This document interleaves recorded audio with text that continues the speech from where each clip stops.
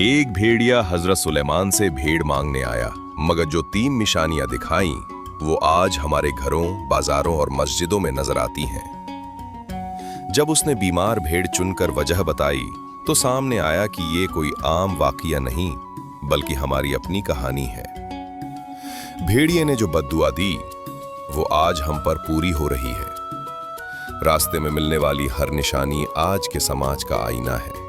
बीमार भेड़ का इंतखाब पढ़कर आपका दिल धड़केगा। ये कहानी सिर्फ माजी की बात नहीं बल्कि आपके मोबाइल स्क्रीन पर चल रही है। पढ़ें और अपने रब की तरफ लौटें। कहा जाता है कि हजरत सुलेमान बिन दाऊद अलैहिस्सलाम के एक चरवाहे की निगरानी में कुछ भेड़ें थीं।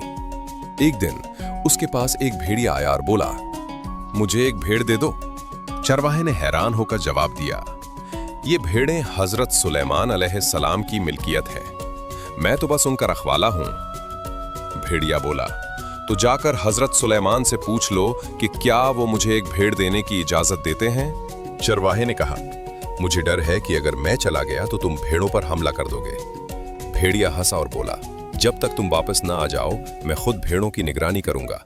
अल्लाह ना करे कि मैं खियानत करूं, लेकिन अगर मैंने खियानत की तो मैं आखिरी उम्मत का कर्बे कयामत वाला एक आदमी बन जाऊं। यानी अपने आप को बद दुआ दी कि हम यानी मौजूदा मुसलमानों की तरह हो जाऊं, जो कि अफसोसनाक है।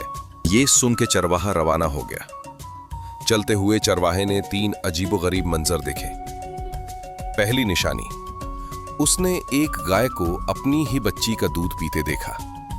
हैरान होकर उसने सोचा, सुभान अल्लाह, मैंने इस जैसा मंजर पहले कभी नहीं देखा, इसका क्या मतलब हो सकता है। दूसरी निशानी, आगे बढ़ा तो ऐसे लोग देखे जो बासीदा कपड़े पहने हुए थे मगर उनके हाथों में सोने की थैलियां भरी पड़ी थीं। चरवाहे ने सोचा, यह भी बड़ी अजीब बात है, उनके पास सोना है मगर ये फिर भी फकीर नजर आ रहे हैं। तीसरी निशानी, कुछ और आगे बढ़ा तो एक बहता हुआ चश्मा नजर आया।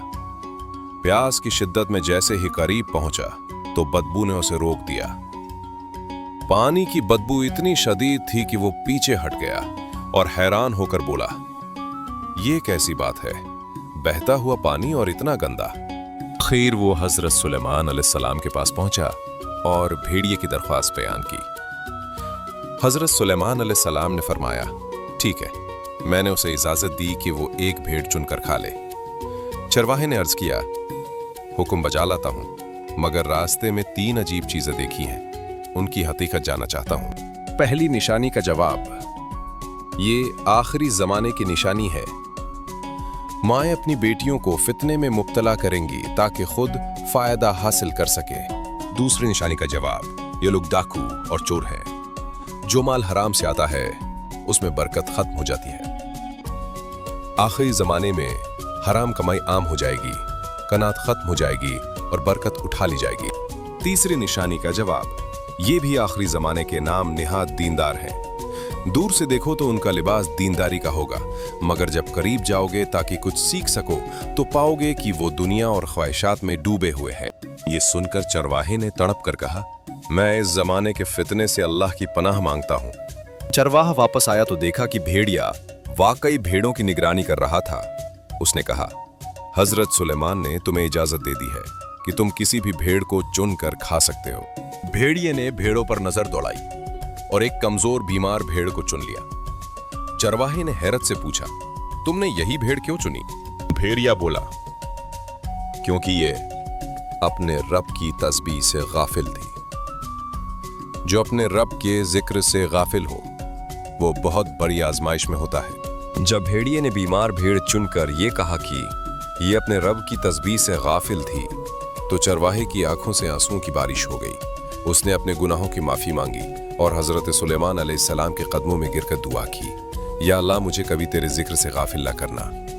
और वो भेड़िया वो एक लम्हे में गायब हो गया, गोया वो कोई फरिश्ता था जो आजमाइश के लिए आया था।